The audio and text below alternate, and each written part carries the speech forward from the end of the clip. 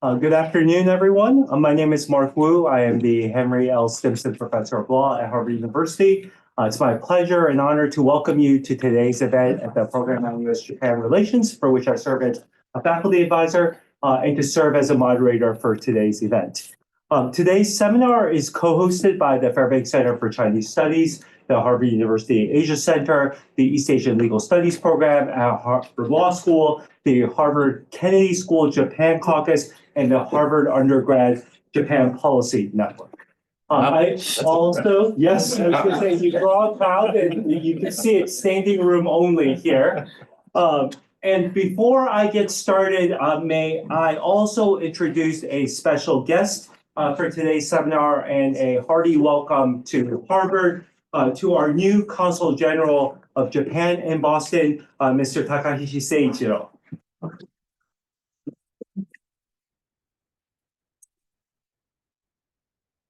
Consul General Takahashi has had a distinguished career in the Ministry of Foreign Affairs. He served previously as the director of the OECD division inside the Gaimusho and was the negotiator of the Japan-EU Economic Partnership Agreement. He's also served as the director of the Central Asia and Caucasus division. He served as a consular of the Cabinet Secretariat, and most recently, prior to his posting here in Boston, he served as a minister at the Embassy of Japan in Israel. He has launched a new initiative that I want to draw to everyone's attention here, called the Cultural and Innovative Fridays at CGJ Boston. This is events held at the Consul General's behest on Friday afternoons. Last Friday, there was an event that focused on tea ceremony with a tea master. So Consul General Takahashi invites all of you to join, and you can find out more through the Consul General in Japan's social media channels. I'm thrilled today also to welcome our speaker, Ambassador Daniel Kritenbrink. He has served as the Assistant Secretary of State for East Asian and Pacific Affairs since 2021. He's flown in directly from the APEC meetings in Lima. He arrived here yesterday, but prior to this, he spent several interesting days, including was present for both the last meeting between President Biden and General Secretary Xi, as well as important trilateral meetings between Prime Minister Ichiba and President Yoon, as well as other key bilateral meetings in the region. Assistant Secretary Kritenbrink has served most recently as the U.S. Ambassador to Vietnam from 2017 to 2021. He was a senior director for Asian affairs at the National Security Council from 2015 to 2017. He was a deputy chief of mission at the U.S. Embassy in Beijing from 2013 to 2015. He's had other important overseas tours, including tours in Tokyo and Sapporo, as well as in Kuwait City. Earlier in his career, he served as the director of the Office of Chinese and Mongolian Affairs at the Department of State. He's fluent in both Japanese and Chinese. He has played an important role, as many of you know, in explaining U.S. policy to our allies and partners in the region, as well as an instrumental role throughout his career in building up those relationships, and is amongst the most knowledgeable diplomats in East Asia and the Indo-Pacific region within our diplomatic service today. He's going to begin today with a couple of brief remarks focused on U.S. policy in East Asia and updates from the latest APEC meetings. And then following that, he and I will engage in a short fireside chat before we open up for what I'm sure will be the highlight of today's event, the Q&A questions and answers with all of you. So with that, please join me in welcoming Assistant Secretary Kritenbrink.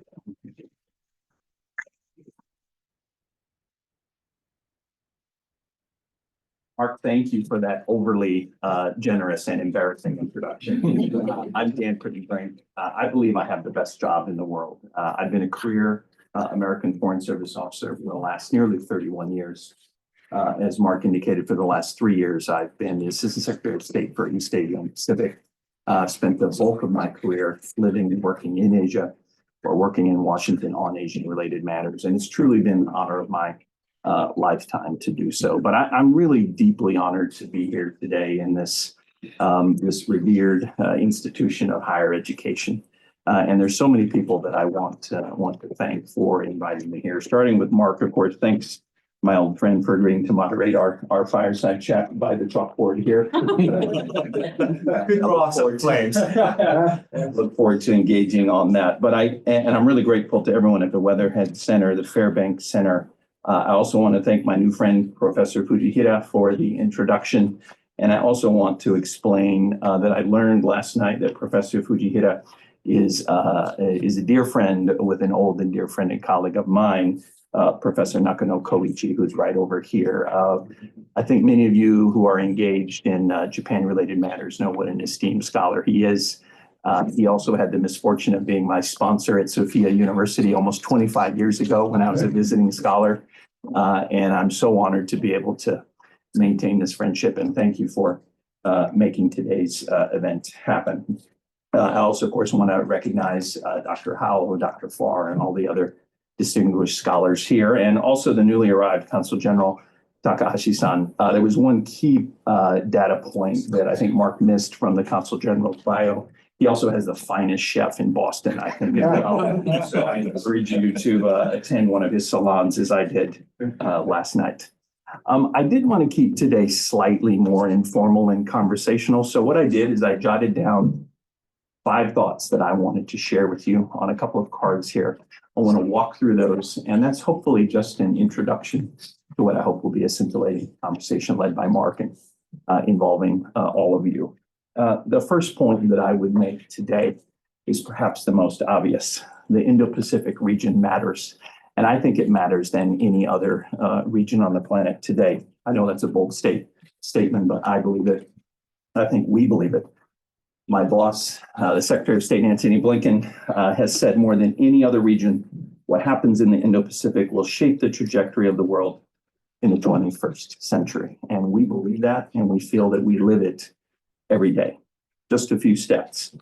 The Indo-Pacific comprises half the world's population, 60% of the global GDP, 7 of the world's largest militaries, 5 U.S. treaty allies, our top strategic competitor, of course, as well, with PRC. If you look just at Southeast Asia alone, this is the youngest, most dynamic, rapidly growing region in the world. If you take the Indo-Pacific in total, it's clear that America's future security and prosperity are inextricably intertwined with this region.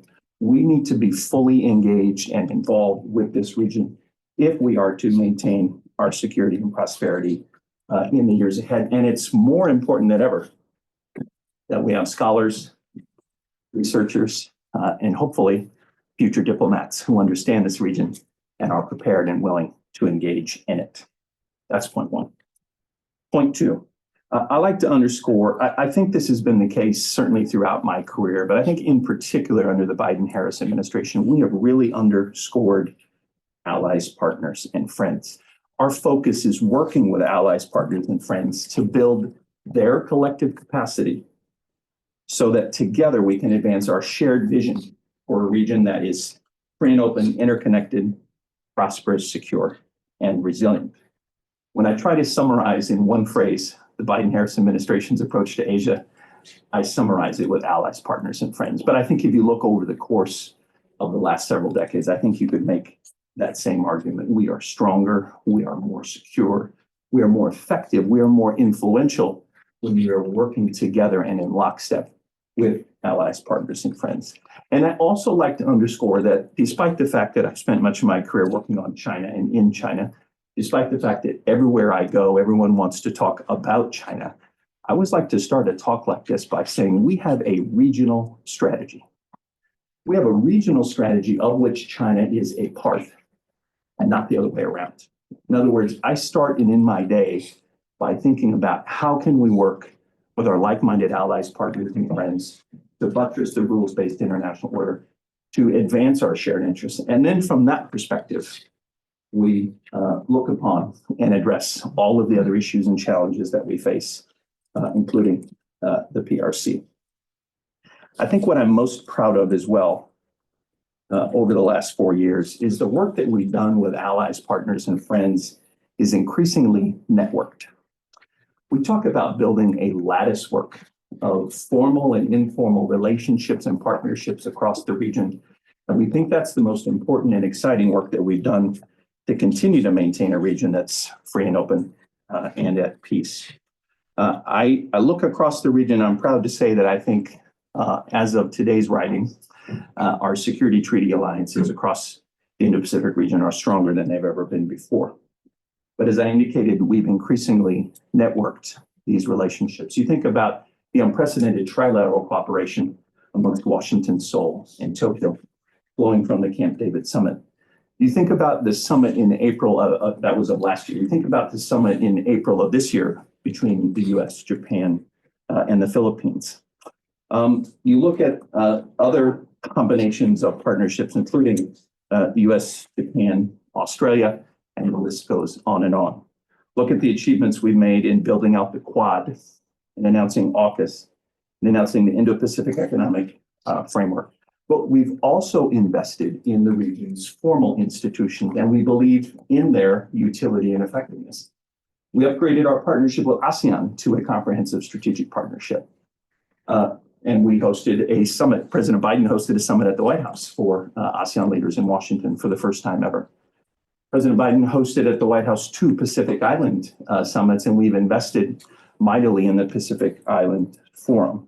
So again, we believe that we are more effective, we are more prosperous, we're more secure when we invest in these allied and partner relationships, and when we increasingly network them together. The third point that I would make is on the PRC. Despite what I said a moment ago about having a regional strategy of which China is a part, there's no doubt that the PRC is obviously a major factor, not just across the region, but across the entire world. They are our primary competitor. I think China's rise is the challenge of our time. Again, to quote my boss, Secretary Blinken, he often talks about China being the only competitor with both the intent and the capability to reshape the international order. I do think, though, and I do want to underscore that based on much of the work we've done over the last few years, we increasingly approach our competition with China from a position of confidence. The framework that we use to talk about our approach to China is invest, align, and compete. We talk about if we're really going to compete with China or any other country, we have to invest in the sources of American strength at home. We simply have to, and I think we've done that. The align piece, I think, is really critically important. If you haven't picked up on the theme of my talk yet, it's allies, partners, and friends. When we talk about invest, align, compete, we're talking about aligning with like-minded allies, partners, and friends to buttress the rules-based order, to advance our shared interests, and to resist efforts by the PRC to undermine that order. And then we talk about competing with the PRC. And I want to say, President Biden always says this, we're Americans. We're capitalists. We embrace competition. Competition is not a dirty word. Competition is what fuels, I think, innovation and the best in all of us. But I think we also have to recognize that we're locked in an intense competition with the PRC across a broad range of domains, from security to economics to technology to values. And we can talk about those details in the chat. But what we also believe in is we have to manage this intense competition responsibly. President Biden always talks about making sure that we manage this relationship responsibility so it doesn't veer into miscalculation or conflict. Jake Sullivan, our national security advisor, often says intense competition requires intense diplomacy. We just had the honor of participating in some of that intense diplomacy in Lima, and we can talk a bit about that. But we believe in keeping channels of communication open. I would say that our engagements with the Chinese are often tense. They're very candid. They're normally professional as well. And I think that work and that diplomacy has to be part of our competition. It's part of not just managing that competition carefully and responsibly, it also makes our policy and strategy more effective. I think allies and partners are reassured by the approach that we've taken to China. And we can talk more about that, of course, going forward. Despite the fact that this relationship is mostly competitive, we're also open to cooperation where our interests align and where our interests dictate that we do so. I think in the most recent meeting in Lima, you saw the fact that We announced additional cooperation in cutting down on the flow of precursor chemicals from China that are used to synthesize fentanyl. There's been additional cooperation on law enforcement. Our mill-to-mill channels remain open. We announced a new agreement regarding AI and ensuring that humans remain entirely in control of the command of nuclear weapons. So there are some limited areas where we cooperate. But we should also be very clear-eyed that this is an enormously complex and consequential relationship, and the challenges before us are also quite significant. And just a very short list of the challenges would include maintaining peace and stability across the Taiwan Strait and in the South China Sea, China's aggressive support for the Russian defense industrial base, which is fueling the Russian war machine in Ukraine, PRC unfair and distortionary trade practices, human rights and human rights abuses, including in Xinjiang, Tibet, and Hong Kong, and the list goes on. So I hope I walked through a little bit about why the region matters, our focus on allies, partners, and friends, and the fact that we have to deal, of course, with the PRC in a responsible but very clear-eyed way. The fourth point that I would make today is I still see the region as one primarily of tremendous opportunity, and we can talk more about that. But the challenges are also staggering, and we can pick any one of those and talk all afternoon about those if we wanted. I already mentioned the South China Sea and the Taiwan Strait. We're also deeply concerned about the growing threat of North Korea's nuclear and missile programs, and of course now this deeply destabilizing and irresponsible cooperation between the DPRK and Russia, including the shocking DPRK troop deployment.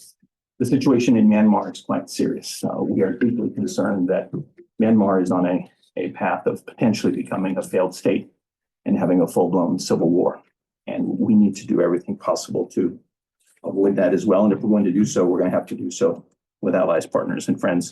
And then I would also say there are a whole basket of transnational challenges that we will have to grapple with for decades to come, including pandemic disease, climate, energy, infrastructure, to name just a few. One really significant challenge that I want to mention to you, though, is related to this phenomenon of the indivisibility of security matters between Europe and Asia. I think the single biggest surprise in this job, and I've had a few, but the single biggest surprise that I've had has been the amount of time I've spent working with European partners on Asian-related matters, and the time I've spent working with Asian partners on European-related security issues, especially related to the war in Ukraine, but not limited to just that. It's been striking. I first heard in Tokyo, actually, a Japanese colleague use the term one theater. Later, of course, former Prime Minister Kishida, when he came for his historic state visit in April in Congress, he talked about Ukraine today, Asia tomorrow. That's the concern. And I think increasingly among diplomats in both Asia and Europe, they recognize the interconnected nature of matters between the two theaters. And in particular, I've been deeply disturbed and concerned by this growing nexus between Moscow and Beijing. And I think it flows, or it was represented by the February 4, 2022 joint statement, the so-called no limits friendship or partnership between Russia and Ukraine. And we can talk a little bit more about that. And now, of course, we see this DPRK troop deployment that I mentioned. But I think increasingly we see that the two theaters are interlinked. This is a phenomenon that we're going to have to grapple with, I think, for decades to come. There's some positive attributes, no doubt, and it is heartening to see Asian leaders like Japan step up and recognize they have to play a role in European matters and vice versa. But it's deeply concerning that the reason why our partners in both theaters have come to that recognition is because of some of the challenges that I've outlined here. My fifth and final point, these were supposed to be brief points, I apologize. My fifth and final brief stage-setting point is we are obviously entering a period of transition, not just in the United States, but in other partners across the region. On January 20, of course, President Trump and his administration will come into power, and President Biden has directed all of us to carry out the smoothest, most professional and peaceful transition possible. And we are committed to doing just that. We're also committed over the next 60 plus days that we have left of making sure we do everything possible to advance our country's interests and further strengthen our partnerships across the region, and then hand to the new team hopefully the best situation that we can. Everywhere I go in Asia and the United States, people ask me for my opinion and views and predictions on this transition. And of course, I can't speak for the new administration, as is the case with every administration. There will, of course, be some changes, and that is the prerogative of every president. But I'm also, I think, confident of the fact, and I think it's important that we highlight a few fundamentals that I think will endure for the next foreseeable future. I think there is a strong bipartisan support in the United States for our approach to the Indo-Pacific and to our many of our allies and partners. And I think there's strong bipartisan support for our clear-eyed approach to the PRC. I mentioned at the top the incredible investment flows, or maybe I didn't, some of the investment flows from the United States. I always talk about $2 trillion in two-way trade between the United States and the Indo-Pacific region. $1 trillion of American investment in the region and nearly $1 trillion of regional investment in the United States. None of that is changing for the foreseeable future as well. And of course, our historic presence and our allied relationships aren't going to change immediately, and neither will the challenge posed by the PRC. So given that I'm talking about America's future in Asia, I think the most responsible thing we can all do is focus on those fundamentals and those long-term trends, because whatever happens in the years ahead, I'm confident it will be fundamentally in America's interest to remain engaged in this most consequential region.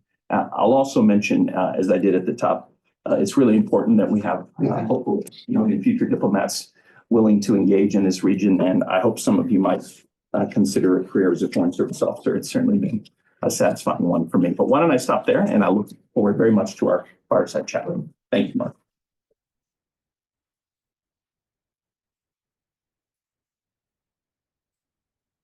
So I'm going to get us started with the conversation. First of all, thank you for that impressive tour de force of where we stand today. Thank you. As far as U.S. policy is concerned. But I'm going to start with, I think, the question that many of us who spent time in the region, as well as with scholars from the region, have heard, and that is the H word, not Harvard, but hedging. It's a phrase that we've heard a lot from our Asian allies, given the perceived policy shifts across U.S. presidential administrations, which you yourself have experienced from the Obama administration to the first Trump administration to the current Biden administration. What is it about this phenomenon that you think it's important for those who are engaged in academic work to understand the nature of the hedging that's going on amongst U.S. allies in the region? And can you talk a little bit more about how the growing perceived need to hedge has impacted your diplomatic work over the last decade? Well, Mark, it's a great question, but I have to say on a daily basis, we don't often use the word hedge, at least in our diplomatic work. But that's not to deny it's going on. And I will say I never heard it in government, but then when the scholars come here, right, they're a little bit more frank. I guess the way I would look at it is this. I firmly believe that every country in the Indo-Pacific and really around the world, they know how best to calculate their national interest. It's really not our business to tell them. We're, of course, as Americans, always happy to share our advice. But in all seriousness, every country in the world knows how best to calculate their national interests. And I'm also confident when it comes to Asia, having dealt with so many of the world's great diplomats who come from our many partners in Asia. Friends in Asia have deep experience dealing, for example, with the PRC. I think about my time I spent most of the first Trump administration in Hanoi as America's ambassador to Vietnam. Vietnam is a country that has spent millennia grappling with how to deal with the challenge of the PRC. So what I like to say is most friends in the region don't need any advice or education from the Americans on how to deal with China or other challenges. What they normally need, what I think they need, is they need a clear demonstration and convincing that they can count on the United States of America, and they require from us a clear explanation of what do we offer. We're not asking countries to choose. I know some countries play that game. We don't. I've never gone into a capital and said, you got to choose. It's either us or the other side, so to speak. That's not the game that we play. What I do and what we do, I think, in the United States of America is we go in and we say, these are our shared interests. This is how we intend to approach this challenge. This is what we can offer you in terms of our partnership. And that's not a binary choice.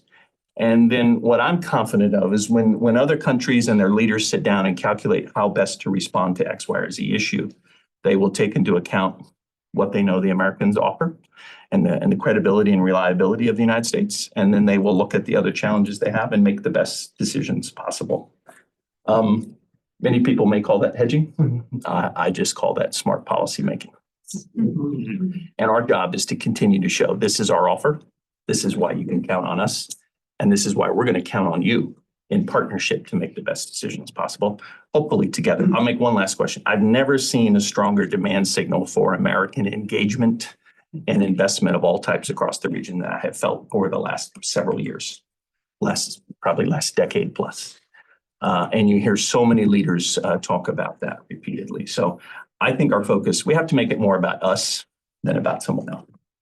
So, Hope that's helpful. no, sticking on this theme of allies, partners, and friends, what are some of the key points of difference that you perceive amongst them? I think it's more tactics than strategy. I mean, it depends on the partner and all of our relationships across the region. You know, you can't really lump them all together into one category. But I still, when I'm asked to think of the word that most prominently comes to mind when I think about our allies and partners, I come up with the word convergence. You can go out and research. Most of our Asian partners have, or many of them at least, have issued documents over the last few years on their strategic outlook for the region. If you read those documents, I'm hopeful you will also come to the conclusion that convergence is the right word. You know, whether it's our treaty allies, you know, Japan and the ROK, or you can look at partners in Europe and how they're looking at the region. You can look at ASEAN's outlook on the Indo-Pacific, or Australia, New Zealand.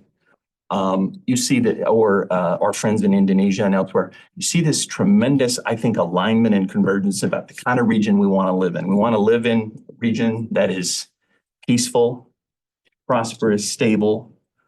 We want to live in a region where large countries don't bully the weak, where trade and commerce flow freely, and where countries can make their own sovereign decisions free from coercion. And I find that almost undisputable across the region. So I see mostly convergence. Now, if you want to focus on if everything's convergent, then there are no problems and you don't need American diplomats, right? So it's not that simple, right? But I think the differences are mostly with our partners tactical. I find different philosophies about the best way to manage these challenges. Some partners are more risk tolerant than others. I know some friends in the region used to say to me, Dan, my best advice to you as an American is to do more and say less. And so that's what some Asian partners want is let's do great things together. We don't have to issue a press release every time after we do it, right? I also see differences in terms of capacity. Some countries' risk tolerance is directly related to their own national power, the diversity of their trade flows. And if one country is overly dependent on another market or supply chain, that of course will dictate their actions. And that's why I think economic security is a key part of our engagement going forward. So I think the overriding theme, again, is one of convergence, but certainly the differences are there, but I think mostly on tactics. So, given we're at the program on U.S.-Japan relations, you spoke in your opening remarks about the important role Japanese diplomats and indeed even Prime Minister Kishida play in drawing attention in the Pacific, particularly in Asia, to the one theater and the linkages between what's happening in Europe and how that affects security in Asia. So just wanted to invite you to say a little bit more, particularly on the growing strategic and industrial ties between the PRC, Russia, and DPRK, and also in recent weeks, the officials' ties that emerged militarily, right, between the DPRK and Russia. And how is all that affecting the security dynamics in Northeast Asia? Mark, another great question. Thank you. Look, I am really deeply concerned, first, by this growing nexus between Moscow and Beijing.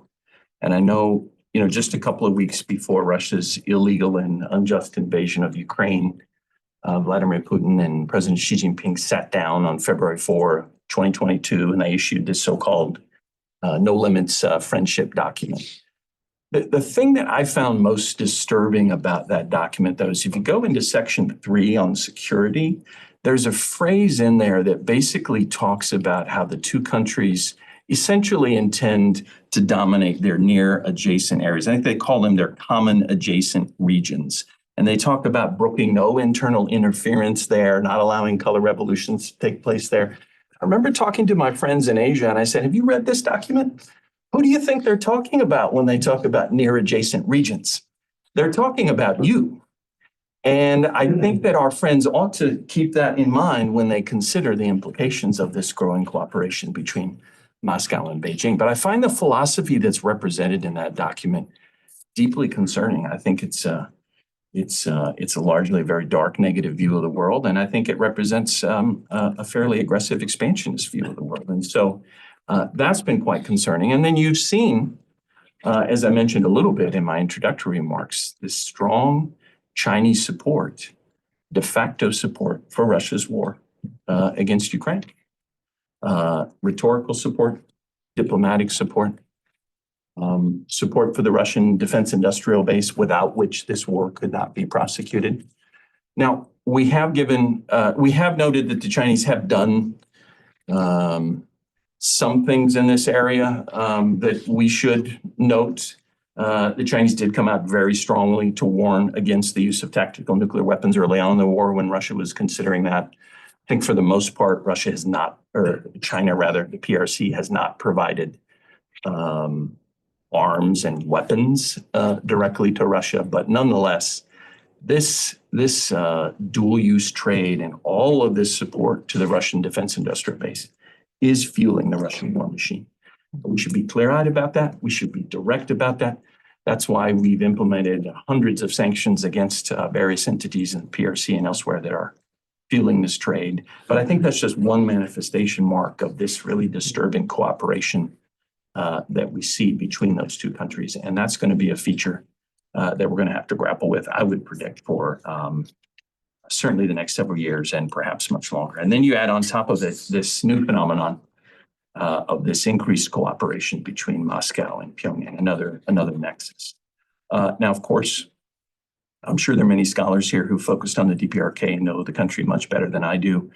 And I know it's not entirely new for Pyongyang to play its own game of balancing and hedging amongst various powers. But I have found it deeply disturbing and even shocking, the rapidity of this strengthening of ties, both formal and informal, between Moscow and Pyongyang. You see Pyongyang shipping weapons, missiles, artillery shells, and other weapons to Russia for use in Ukraine.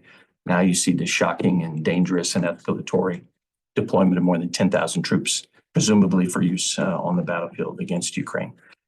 This is a truly escalatory and I think dangerous move. And you go back to the earlier point about the indivisibility of some of these strategic matters between Europe and Asia. I think we're deeply concerned about instability in both Europe and in Asia as a result of this move.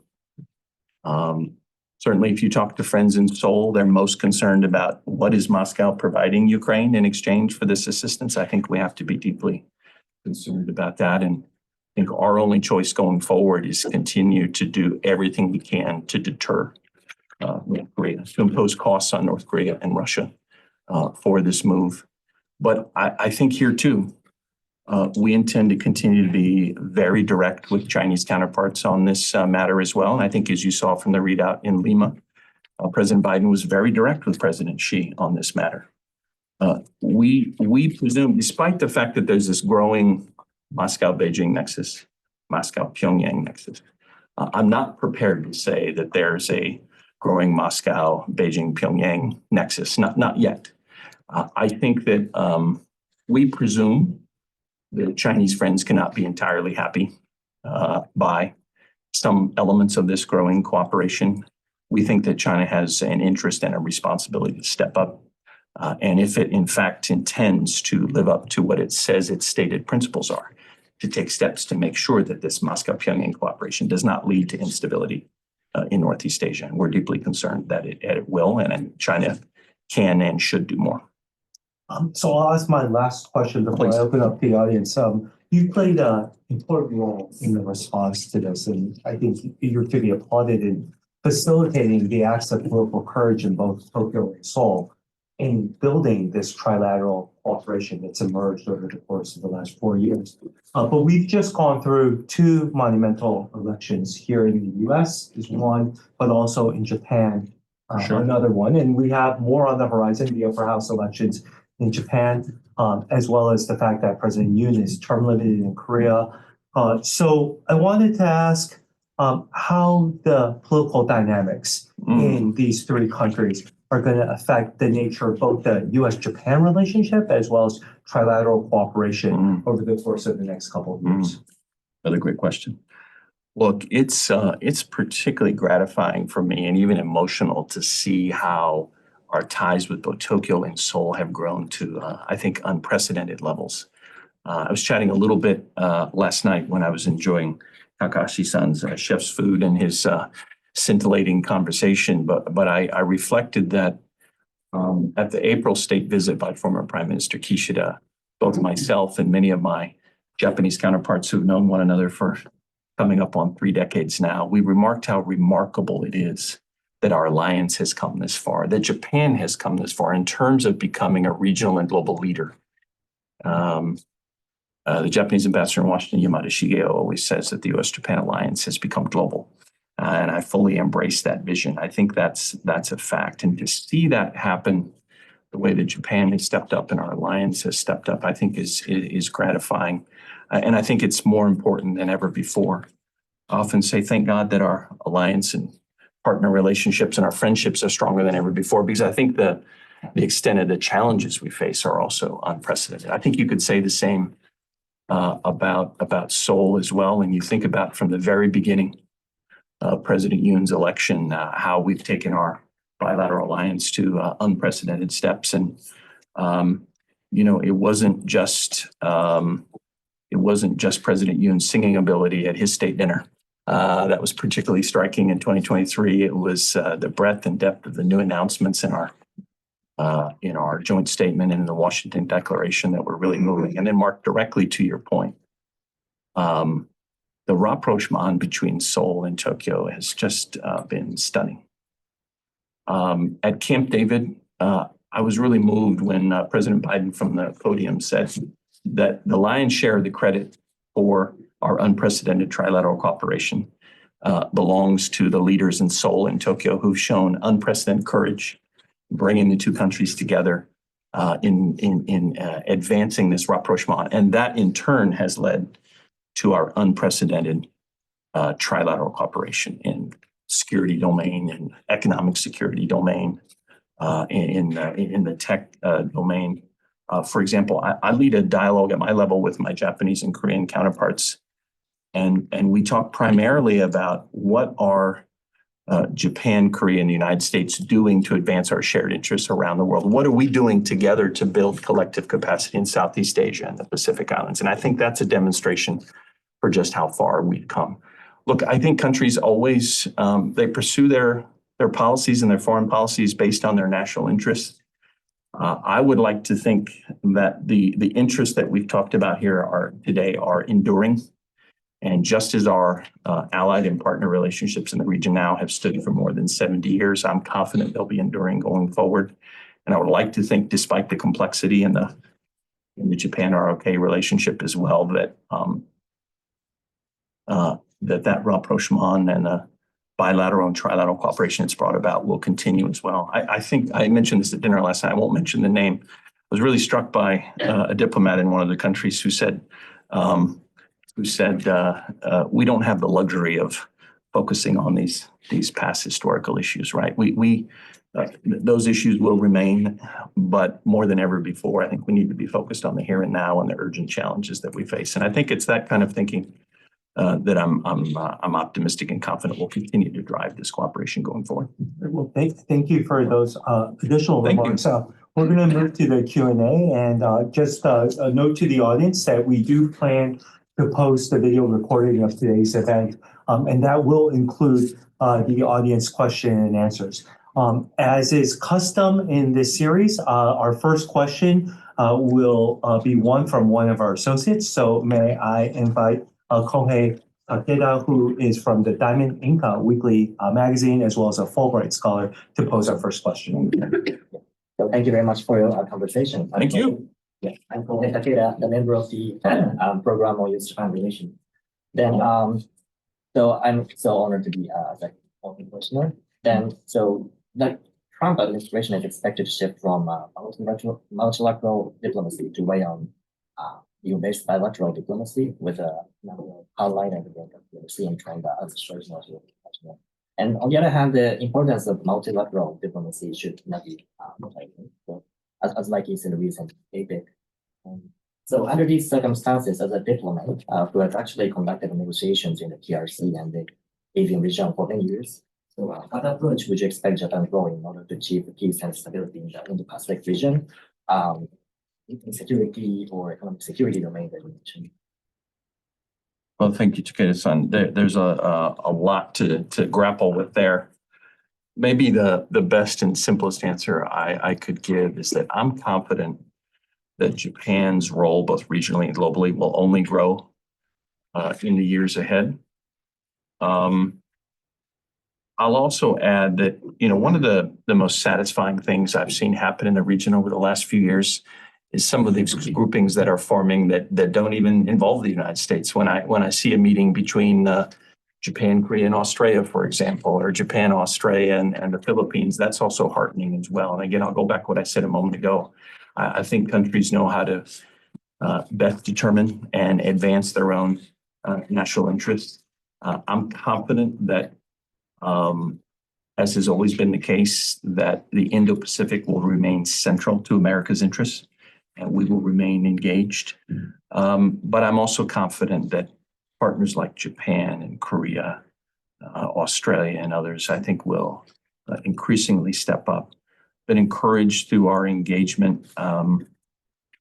Building on my time in Vietnam, I've had the opportunity to engage with all of our partners across Southeast Asia. You think about newly elected Indonesian President Prabowo, who's just here in Washington, I think wants to play a leadership role in Southeast Asia as well. So look, I think the Indo-Pacific is going to remain central to world events, to America's security and prosperity. I think we'll remain engaged, but I'm also confident that Japan and other partners are going to continue to lead as well.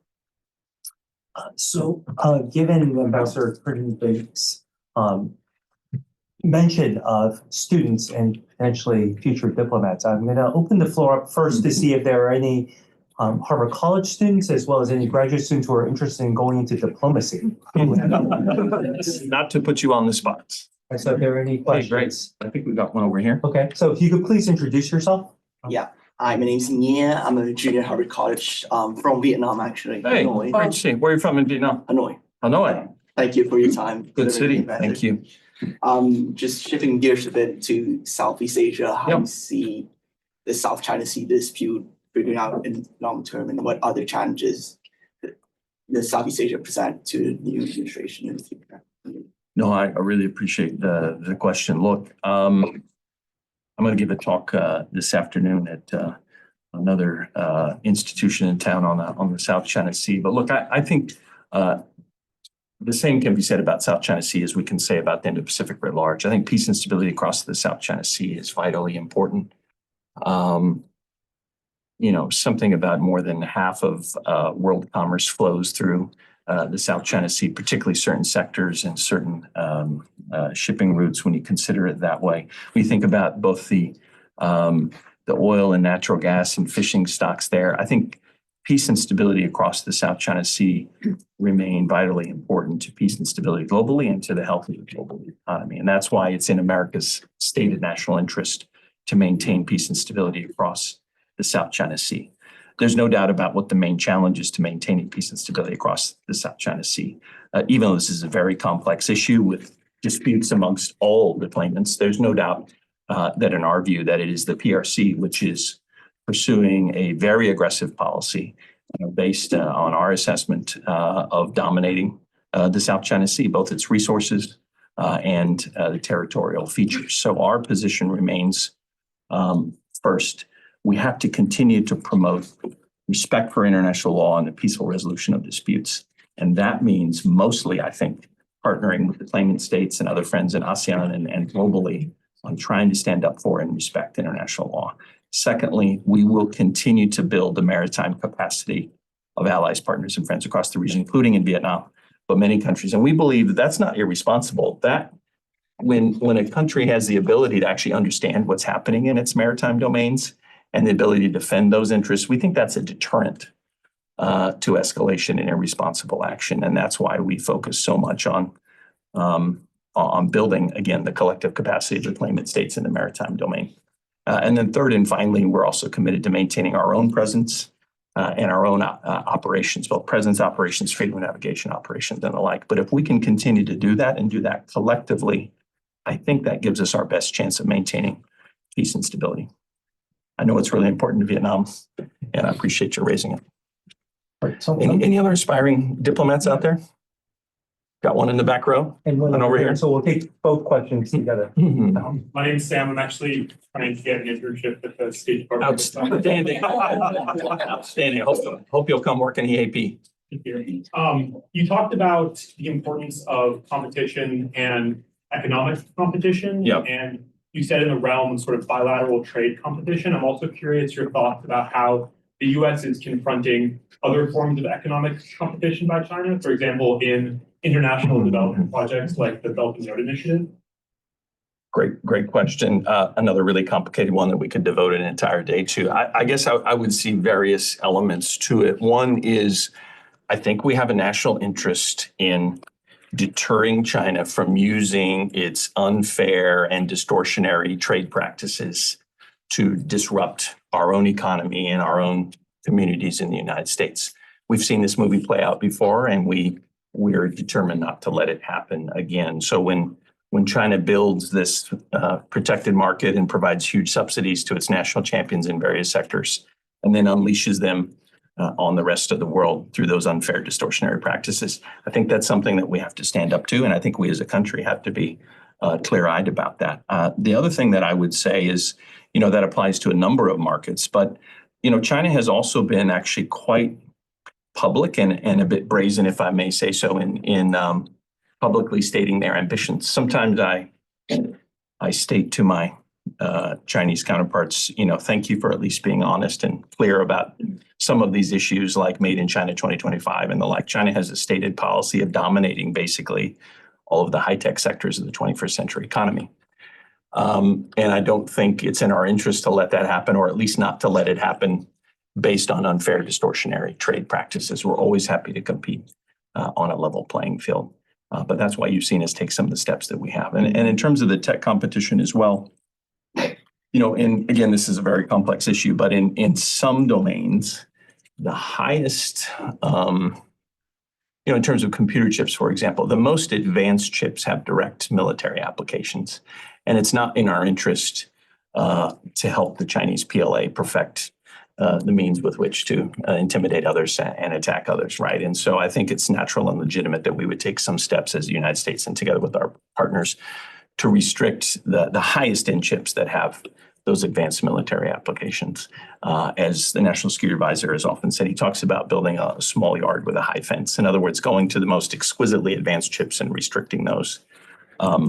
So I think that's part of it as well. And again, it's not something that we can do alone. We have to do together with others. And maybe the final element that I would mention of this is there is an economic coercion element as well. And I guess we learned not just through the pandemic, but through other experiences as well, that it's not in our interest or in another country's interest to be totally dependent on one country, one market, or one supply chain. That introduces vulnerabilities. And I think, unfortunately, the PRC has proven that they're happy to weaponize those vulnerabilities when they exist. So those are some of the elements involved in our economic and tech competition with the PRC. Having talked with a lot of our U.S. firms, though, they would point out this is still a $700 billion trading relationship. So it's enormously consequential. But we have to be very clear-eyed that many aspects of this economic and tech relationship are highly competitive and highly contentious. And I think we just have to embrace that and be clear-eyed about it. And we have to take the steps we think we need to responsibly to defend our interests. And the more we do so with like-minded allies and partners, I think the more effective we are. And I've been gratified that some of our partners have stepped up in this same space. Hope that's helpful. I think we have one more question from a student and then we'll open up to general questions. So. Thank you. Hi, my name is Aine. I'm currently a student at Harvard Law, but I'm also a diplomatic officer for the government of Japan, and I'm actually here with two of my colleagues here. Hey, wonderful. Thank you. And So are you currently a diplomat in here in training, or you're training to be a diplomat? we are diplomats and Outstanding. they're on leave. But given that we're here at Harvard and we have this time to like study and explore, like what advice would you have for us? And also given that I think many times there are pressures in the diplomatic service to kind of become more of a generalist, like how did you balance those pressures with finding a niche for yourself or a toolkit and an expertise in a certain field? Those are great questions. I guess because I'm getting old, I'll give you two pieces of advice. Thank you. And I'm also getting old, so I'm probably going to forget what I'm going to say. So let me try to write it down. Okay. The first, I think that I would say, at least my experience as an American diplomat, I think it took a while to accumulate enough knowledge and experience to have something to really contribute. And at some point it dawned on me that I need to think about, how I could acquire certain experiences and skills so that I could make a contribution, right? And that takes time. So I would say I would be patient, but I would be intentional as well about building those skills and experiences. The second point that I would make, there is pressure to be a generalist and also to specialize. I was not very scientific or calculating about my career. I did the things that I was most excited about, the things that I was most passionate about, and it tripped my trigger. And I found that I was happier doing so. I think I was better and more effective because I loved the things I was doing. And then I was also very fortunate that I had a lot of opportunities. Most of the good jobs that I've had in my career, I didn't bid on or ask for. They somehow came my way. So you'll find the right balance. And there's a tension there, right? Of thinking about what kind of experiences and languages and skills and knowledge can I develop versus also just pursuing those things that you're passionate about. And I think the third point I would make, and the thing that I learned maybe most clearly, especially over the last especially third of my career, is you really do need to be focused on the bottom line and outcomes. Process can be good. Process can help impose rationality on irrational and complicated issues. But process is only good if it's driving you towards an outcome. So like what we like to talk about in East Asia Pacific, we tried to do this when I was at the National Security Council in Vietnam as well. What are our top objectives? And how are we working every day to achieve them? The least favorite phrase that I hear often in the State Department is, "Oh, we had a good meeting." I don't really care. I hope you had a good meeting. Tell me what it was about. Why did you expend your time and resources on said meeting? And how is it advancing our national interest to meet a specific outcome? I think that I became very conscious of, certainly, like I said, in the last third of my career. It changed my approach as a leader, manager, and as a diplomat. And I think, I guess I would argue the sooner you realize that, probably the better you'll be in your career as well. But good luck. I have a lot of respect for Japanese diplomats. You do very well. Hope to have the chance to work with you. So I'm going to open up to general questions. What I'm going to suggest is maybe we bundle a few of them if they're of similar themes. So, Ambassador, I'll let you call. Perhaps. Oh, wow. How about we go here, there, and then there? Can we do that? And so let's take all three questions first, and then if we have time, we'll do another round. Great. Hi, my name is Taegyun Lim. I'm a PhD student in the government department at Harvard, and I'm from South Korea. And Great. we really appreciate your emphasis on the alliance in the region. Thank And you. my question is about obstacles to effective implementation of economic sanctions. So while we do see some effects, but there are some skeptical views about the implementation of sanctions.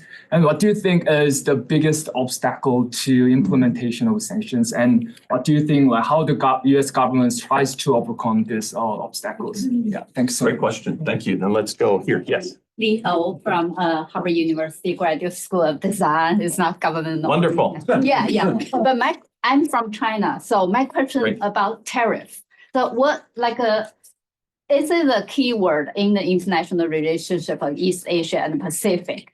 So what do you expect for the future, this tariff increase, how that shapes international relationship in that region? Also, what's your comments on this, we call the tariff jump across borders, like to Vietnam or to other countries, this China's export, this crossing borders. Oh, I see. Yeah. What would you expect the future U.S. reaction to that? Thank you.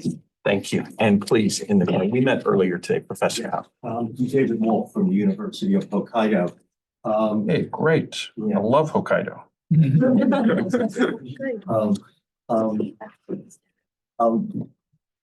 Thank you very much for your very coherent comments in all respects, and I hope that will lead to coherent policy. Thank you. In all respects.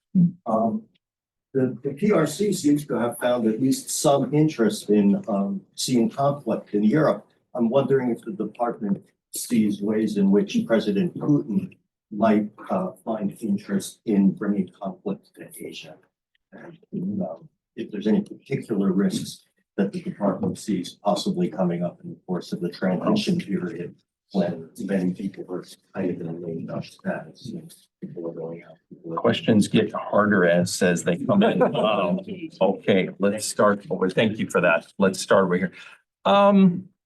Obstacles to sanctions. I'll say a couple of things. I mean, so, when we think about having an objective, an American foreign policy objective or a common objective with allies, partners, and friends, we sit down and we think, how can we reach said objective? And what's in our toolkit? What are the levers of power and influence that we can pull to try to meet said objective? And certainly economic and other sanctions are one part of the toolkit, but I would argue they're just one tool in the toolkit. Not always the most effective, but can be effective. But that would be point one. Secondly, I would say they have to be used. I think they're most effective when they're used to try to shape and influence. In other words, I always say as a diplomat, we have maximum leverage before we take a significant action. Once you take the significant action, it can become more unpredictable. But I think the best sanctions are, if they are threatened or then implemented, they're most effective, hopefully, when they shape behavior and provide an incentive for said behavior to stop so that those sanctions can't be lifted. I think the bigger challenge is getting countries to sign on to sanctions, probably, because I mentioned different countries have different risk tolerance and capabilities and vulnerabilities.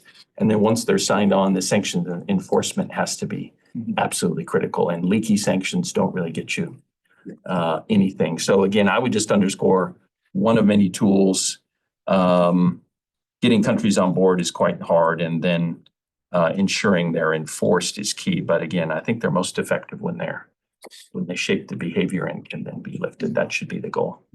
I can't predict what's going to happen on tariffs. I just can't. The one thing I probably can comment on is, if I understood your question, is you see a couple of phenomenon taking place regarding the Chinese economy. You see a number of countries who are diversifying away from China for a whole host of reasons, not just because of tariffs or the worry about tariffs, but because of worries about being overly vulnerable on the Chinese market or Chinese supply chain. So when I was in Vietnam, but you see it elsewhere throughout Southeast and South Asia, you find a lot of foreign companies and even Chinese companies who are diversifying out of China. A lot of countries companies are adopting a China plus one strategy and the like. And I think you'll continue to see that. A lot of that is welcome and a positive phenomenon. If it's simply a way to evade certain U.S. measures, though, then it is not a welcome phenomenon. So that's a challenge that I think we'll have to grapple with going forward. And then for the professor from the University of Hokkaido, lovely place. Really good question. I like questions that make me think. I can't really state with any definitive confidence exactly what China is trying to achieve in Europe. But what it certainly feels like to us and seems to us is China wants to have it both ways. China wants to have a supposedly stable, positive relationship with Europe, at the same time that it is fueling Putin's war machine. And they'd like to do that without any penalty or cost to their own interests. And I think it's in our collective interest as the United States, as Europeans, and as friends in Asia to make sure that that's not the case. And that's maybe to go back to your sanctions point. That's why we've taken so many of the steps that we have. Similarly, I can't say exactly what Moscow's calculations are in Asia, but it is interesting. I will state this, that our friends in Beijing often say, you Americans are engaging in bloc confrontation. You're creating these, they use this term, small circles to gang up on China and the like. We reject that out of hand. That's not the game that we play. But what is clear to us is that I think one international actor that is clearly aiming for bloc confrontation, that would be Vladimir Putin. So that's deeply concerning. And I don't know exactly what the manifestations of that might be in Europe, but I think it's something we very clearly have to guard against. Thank you. Well, we are at time, so with apologies to the many folks online who still have questions, as well as those of you in the room who didn't have a chance to ask your questions. I think you will agree, in the last hour, we've heard a very robust and clear-eyed view of America's future in East Asia. And please join me in thanking Ambassador Daniel Kritenbrink for being here with us.